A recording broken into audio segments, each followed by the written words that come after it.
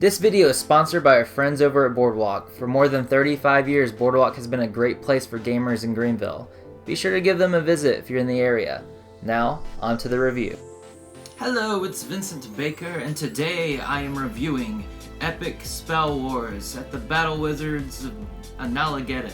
It's a very complicated name, but thankfully it's not a very complicated game. So in this game you will be playing as one of these lovely, or one could say nasty wizards, in which we have everything from the game Overlord to Joan of Spark, who is the one that I personally played.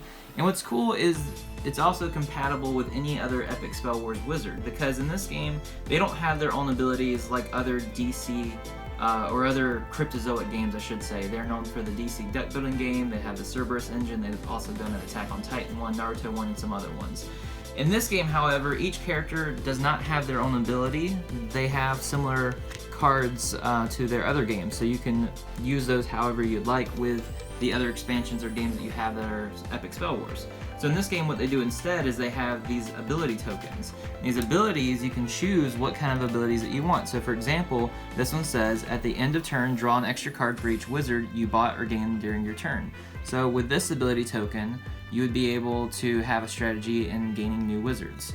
That being said, the premise of this game is you're going to need to defeat previous legends that have already proven themselves in combat, and those legends are pretty intense. So for example, you have such legends as Dr. Extinction, as well as the legend known as Papa Boner. So this game has tons of crude humor and dark humor, and if that's your thing, then this will probably be your game. If not, then you can go ahead and probably actually continue watching the video because it helps us out, but know that this game's probably not for you.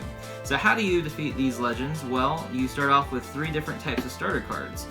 So you have the Glyph, which gives you +1 power, which is it's a pretty staple card among games in this ilk. For your deck building games, because you're going to need power to purchase new cards to add to your deck.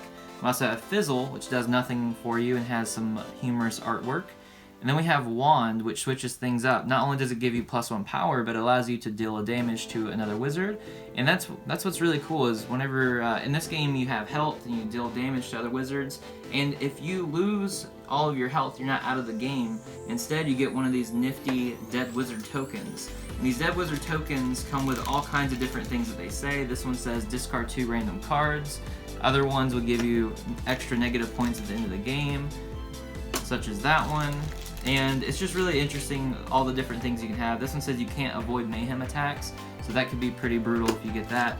So that's a fun way to keep everyone involved in the game, but you can also start targeting some people. You have to watch out for your health. You can have spells that increase your health and attack other players. So that being said, you'll have a lineup, and you can acquire things such as wizard cards, which are helpful little guys that'll help you out, such as the Abracadabrador, which will heal you. We have treasure cards, which are Joy Boys, bags of goodies is one example. There's many examples of all these in the game, however. There's the Lucky Day spell.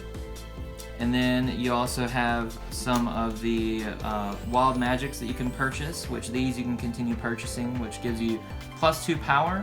Or you can choose the top card of any foe's deck and then put it into their discard pile to have your wild magic become that instead. So it's an interesting twist on your more generic cards that you would get, such as in the DC deck building game, it's Kicks. And then of course you have creatures such as Stabby Steve and the Boogie Knight, so you have a lot of interesting things going on there. So what do I think of this game? Well, I think this game definitely follows suit with other Cerberus engine games, so if you enjoy the Cerberus engine, then perhaps this is a game for you. If you've never played a game with a Cerberus engine, that's okay as well, because these games are super easy to pick up, and they're really good deck building games. So if you're into deck building games, I do recommend it. I do recommend it heavily based on how much you enjoy this artwork and how much you enjoy the theme. As I said before, if you couldn't already tell, there's a lot of humor, but it goes into this sort of like raunchy and dark territory. So I think your appreciation of this game will definitely follow suit on how much you either love or hate that. If you're really into that, then I would definitely recommend this game. If you're really not into that, then I wouldn't recommend this game. If, for example, if you're not into it, I recommend the Cartoon Network crossover Crisis. which is a very family-friendly and also funny game that plays similar to this one. If you want something that's a bit more mature, but not mature as in crude, then going with the DC deck building game could be your better option. And if you're more into the anime style, then maybe the Naruto or the Attack on Titan one, which I have not played yet.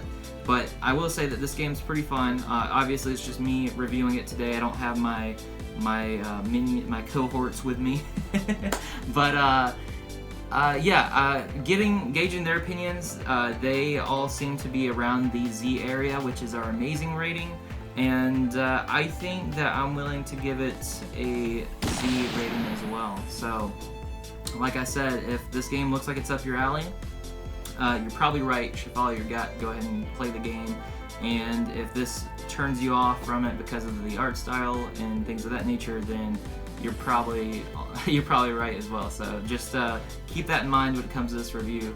We had a lot of fun with it. We'll probably play it again.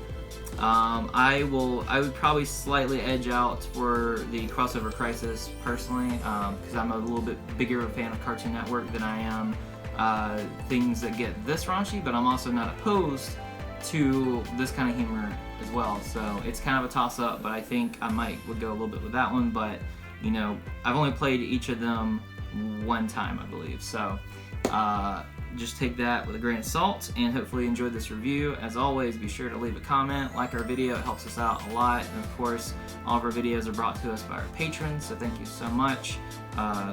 If it wasn't for you, we wouldn't be able to do anything. So thank you so much, patrons. We really appreciate you, and I hope you have an amazing day. Stay awesome. Video's over, but this was made by our Patreons. We really appreciate what you've done for us, and we'd appreciate it if you'd continue following us further at patreon.com/VindicatedEntertainment. Yeah, you guys. Be sure to check out some more of our videos, okay? Bye. That one.